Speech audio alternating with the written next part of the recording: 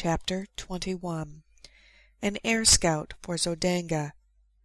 As I proceeded on my journey toward Zodanga, many strange and interesting sights arrested my attention, and at the several farmhouses where I stopped, I learned a number of new and instructive things concerning the methods and manners of Barsoom.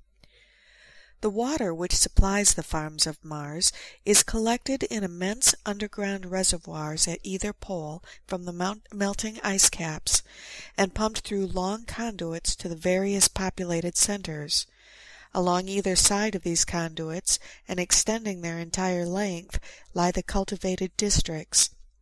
These are divided into tracts of about the same size, each tract being under the supervision of one or more government officers. Instead of flooding the surface of the fields, and thus wasting immense quantities of water by evaporation, the precious liquid is carried underground through a vast network of small pipes directly to the roots of the vegetation.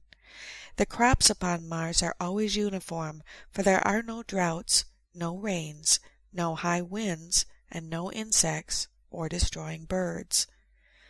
On this trip I tasted the first meat I had eaten since leaving Earth, large, juicy steaks and chops from the well-fed domestic animals of the farms. Also I enjoyed luscious fruits and vegetables, but not a single article of food which was exactly similar to anything on Earth. Every plant and flower and vegetable and animal has been so refined by ages of careful scientific cultivation and breeding that the like of them on Earth dwindled into pale, gray, characterless nothingness by comparison. At a second stop I met some highly cultivated people of the noble class, and while in conversation we chanced to speak of helium. One of the older men had been there on a diplomatic mission several years before, and spoke with regret of the conditions which seemed destined ever to keep those two countries at war. "Helium," he said, "rightly boasts the most beautiful women of Barsoom, and of all her treasures the wondrous daughter of Mors Kharjak, Dejah Thoris, is the most exquisite flower. Why," he added, "the people really worship the ground she walks upon, and since her loss on that ill-starred expedition all Helium has been draped in mourning. That our ruler should have attacked the disabled fleet as it was returning to Helium was but another of his awful blunders, which I fear will sooner or later compel Zodanga to elevate a wiser man to his place.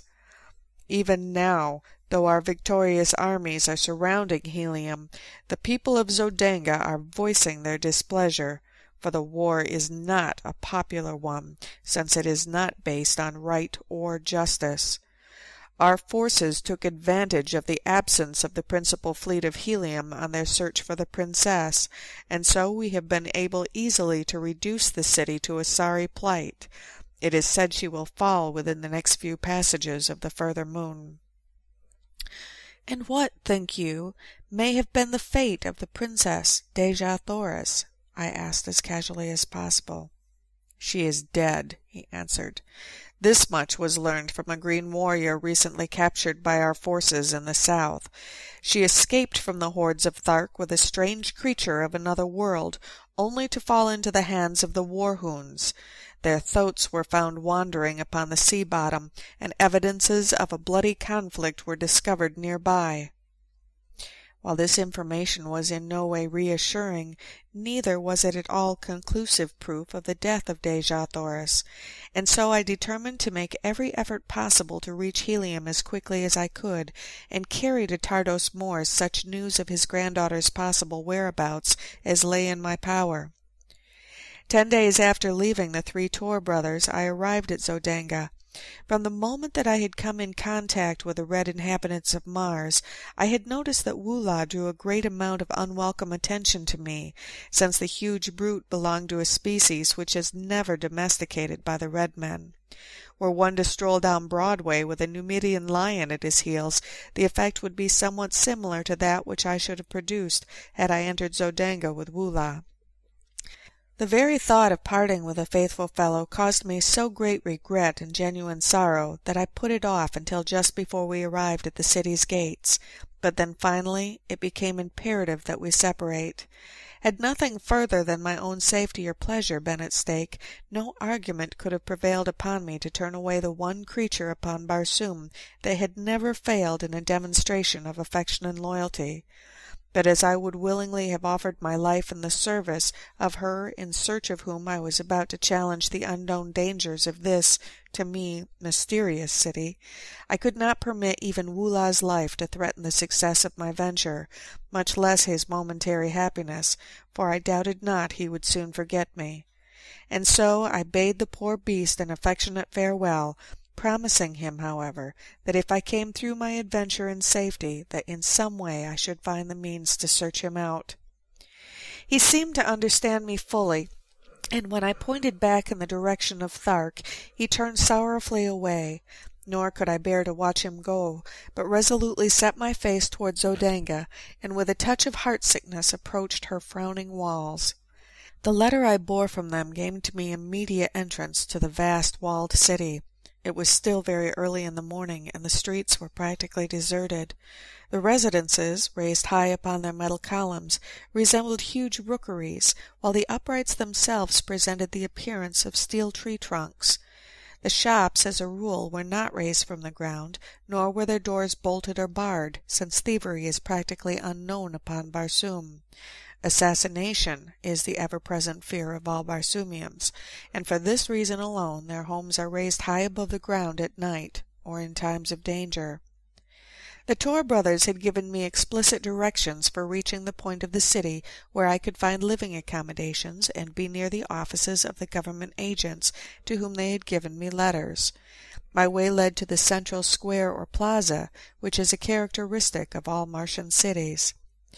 The plaza of Zodanga covers a square mile, and is bounded by the palaces of the Jeddak, the Jeds, and the other members of royalty and nobility of Zodanga, as well as by the principal public buildings, cafes, and shops. As I was crossing the great square, lost in wonder and admiration of the magnificent architecture and the gorgeous scarlet vegetation which carpeted the broad lawns, I discovered a red Martian walking briskly toward me from one of the avenues. He paid not the slightest attention to me, but as he came abreast I recognized him, and turning I placed my hand upon his shoulder, calling out, "Keor, Kantos Kam!" Like lightning he wheeled, and before I could so much as lower my hand, the point of his longsword was at my breast.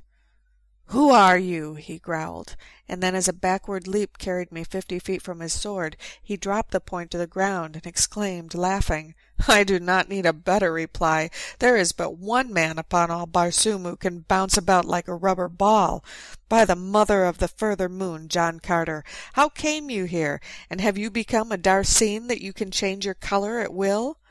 "You gave me a bad half-minute, my friend," he continued, after I had briefly outlined my adventures since parting with him in the arena at Warhoom.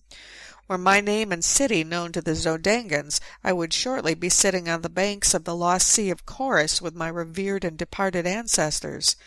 I am here in the interest of Tardos Mors, Jeddak of Helium, to discover the whereabouts of Dejah Thoris, our princess. Sabthan, prince of Zodanga, has her hidden in the city, and has fallen madly in love with her.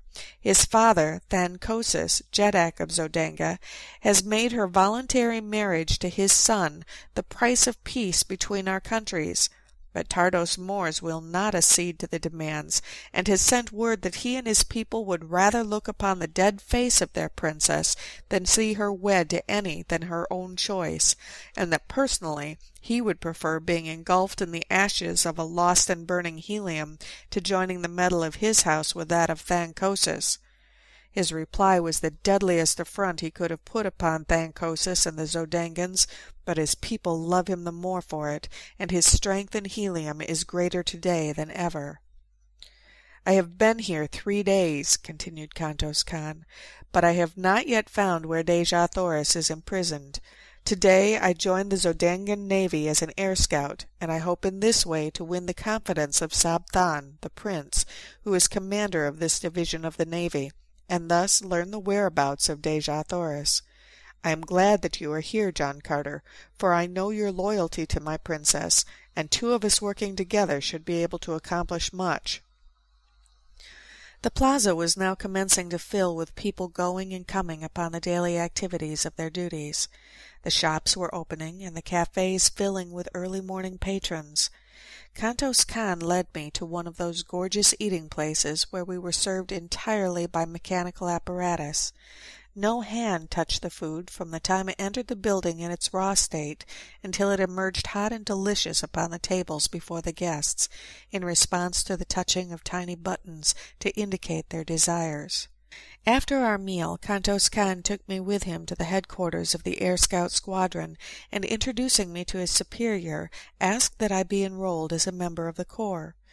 In accordance with a custom, an examination was necessary, but Kantos Khan had told me to have no fear on this score, as he would attend to that part of the matter. He accomplished this by taking my order for examination to the examining officer and representing himself as John Carter. "This ruse will be discovered later," he cheerfully explained, "when they check up my weights, measurements, and other personal identification data, but it will be several months before this is done, and our mission should be accomplished, or have failed, long before that." The next few days were spent by Kantos Khan in teaching me the intricacies of flying and of repairing the dainty little contrivances which the Martians used for this purpose. The body of the one-man aircraft is about 16 feet long, 2 feet wide, and 3 inches thick, tapering to a point at each end. The driver sits on top of this plane upon a seat constructed over the small, noiseless radium engine which propels it. The medium of buoyancy is contained within the thin metal walls of the body, and consists of the 8th Barsoomian ray, or ray of propulsion, as it may be termed in view of its properties. This ray, like the 9th ray, is unknown on Earth, but the Martians have discovered that it is an inherent property of all light, no matter from what source it emanates. They have learned that it is the solar 8th ray which propels the light of the sun to the various planets, and that it is the individual 8th ray of each planet which reflects or propels the light thus obtained out into space once more. The solar 8th ray would be absorbed by the surface of Barsoom, but the Barsoomian 8th ray, which tends to propel light from Mars into space, is constantly streaming out from the planet, constituting a force of repulsion of gravity, which, when confined, is able to lift enormous weights from the surface of the ground. It is this ray which has enabled them to so perfect aviation that battleships far outweighing anything known upon Earth sail as gracefully and lightly through the thin air of Barsoom as a toy balloon in the heavy atmosphere of Earth. During the early years of the discovery of this ray, many strange accidents occurred before the Martians learned to measure and control the wonderful power they had found. In one instance, some 900 years before, the first great battleship to be built with 8th ray reservoirs was stored with too great a quantity of the rays, and she had sailed up from Helium with 500 officers and men, never to return. Her power of repulsion for the planet was so great that it had carried her far into space, where she can be seen today, by the aid of powerful telescopes, hurtling through the heavens 10,000 miles from Mars, a tiny satellite that will thus encircle Barsoom to the end of time. The 4th day after my arrival at Zodenga I made my first flight, and as a result of it I won a promotion which included quarters in the palace of Thankosis. As I rose above the city I circled several times, as I had seen Kantos Khan do, and then throwing my engine into top speed, I raced at terrific velocity toward the south, following one of the great waterways which enter Zodenga from that direction. I had traversed perhaps 200 miles in a little less than an hour, when I descried far below me a party of 3 green warriors racing madly toward a small figure on foot, which seemed to be trying to reach the confines of one of the walled fields. Dropping my machine rapidly toward them, and circling to the rear of the warriors, I soon saw that the object of their pursuit was a red Martian wearing the medal of the scout squadron to which I was attached. A short distance away lay his tiny flyer, surrounded by the tools with which he had evidently been occupied in repairing some damage when surprised by the green warriors. They were almost upon him now, their flying mounts charging down on the relatively puny figure at terrific speed, while the warriors leaned low to the right with their great metal-shod spears. Each seemed striving to be the first to impale the poor Zodangan, and in another moment his fate would have been sealed had it not been for my timely arrival. Driving my fleet aircraft at high speed directly behind the warriors, I soon overtook them, and without diminishing speed I rammed the prow of my little flyer between the shoulders of the nearest. The impact, sufficient to have torn through inches of solid steel, hurled the fellow's headless body into the air over the head of his throat, where it fell sprawling upon the moss. The mounts of the other two warriors turned, squealing in terror, and bolted in opposite directions. Reducing my speed, I circled, and came to the ground at the feet of the astonished Zodangan. He was warm in his thanks for my timely aid, and promised that my day's work would bring the reward it merited, for it was none other than the cousin of the Jeddak of Zodanga whose life I had saved. We wasted no time in talk, as we knew that the warriors would surely return as soon as they had gained control of their mounts. Hastening to his damaged machine, we were bending every effort to finish the needed repairs, and had almost completed them when we saw two green monsters returning at top speed from the opposite sides of us. When they had approached within 100 yards, their throats again became unmanageable, and absolutely refused to advance further toward the aircraft which had frightened them. The warriors finally dismounted, and, hobbling their animals, advanced toward us on foot with drawn longswords. I advanced to meet the larger, telling the Zodangan to do the best he could with the other.